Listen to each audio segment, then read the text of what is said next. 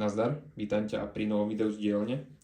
Dneska si ukážeme jednu vec, a to ako sa brúsi párací hák na loveckých nožoch, pretože cca pred týždňom mi zákazník písal, ktorý má podobný nôž, že ako to má brúsiť tak, aby to bolo dokonale ostré a na brúsenie správne. Tak v dnešnom videu si ukážeme, ako to robím ja.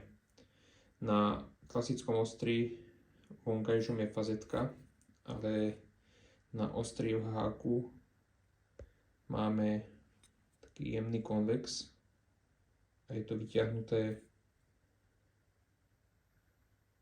vlastne do stratená, nie je tam žiadna fazetka.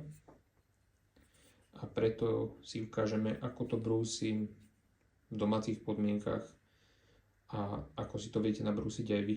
Takže jediné dve veci, ktoré potrebujete, alebo tri, sú brúsne papiere od zrnitosti 1200 po 3000 až 4000 a túto vecičku, čo je obyčajný klinec. A tretia vec je klasický kuchynský olej. Takže začneme tým, že si prelepíme ostrie, aby som sa pri robote nepodrezal. A rovnako si aj zakryjeme ostatnú časť čepele, aby som ju náhodou nepoškriaval pri brúsení.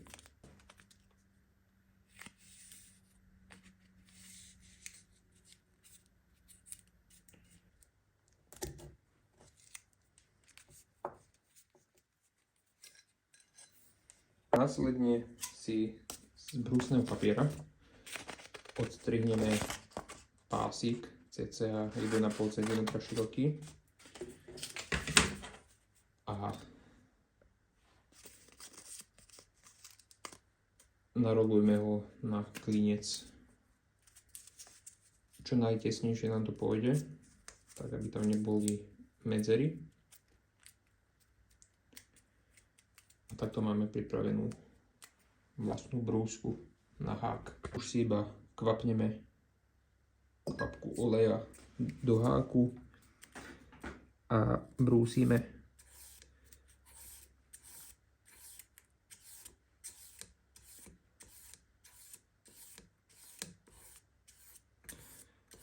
Vôbec to netrvá dlho, stačí naozaj pár potiahnutí z jednej strany, z druhej strany a niekoľkokrát to obmieniať, tak aby sme vylámali všetku ihlu. A potom nám zostane dokonalo ostré a rovné ostrie na tom. A potom následne prejdeme na zrnitosť 2000, 2500, 3000 a zakončím to 4000. Kto chce, môže si ešte odrezať pások kože a pretiahnuť to na koži, ale ja to nerobievam, je to zbytočné. Takže z jednej strany a teraz zo spodu, z druhej strany.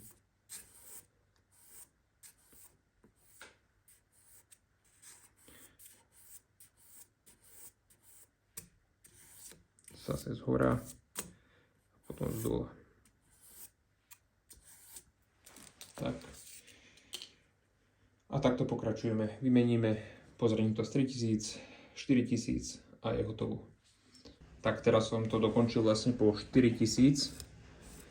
Poutieram si to poriadne od oleja s obyčajnou handričkou z jednej z druhej strany. A teraz si spravím taký obyčajný test vlastne na papieri.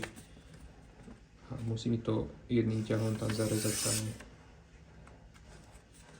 Vidím, že sa to zahryzne bez akéhokoľvek problému jedným potiahnutím. Takže môžem povedať, že to je dobre nabrúsené.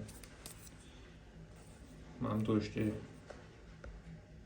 vlastne hovädziu hladenicu 4 mm, tak si môžeme vyskúšať aj na nej.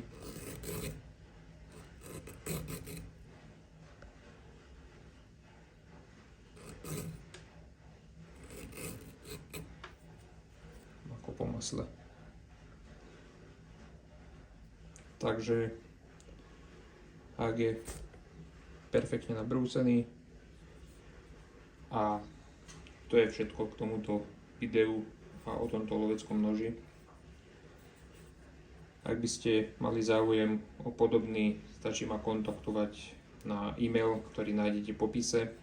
A ak by ste mali záujem o materiály na výrobu nožov, tak ich nájdete na www.kneifer.eu a rovnako to nájdete v popise tohto videa.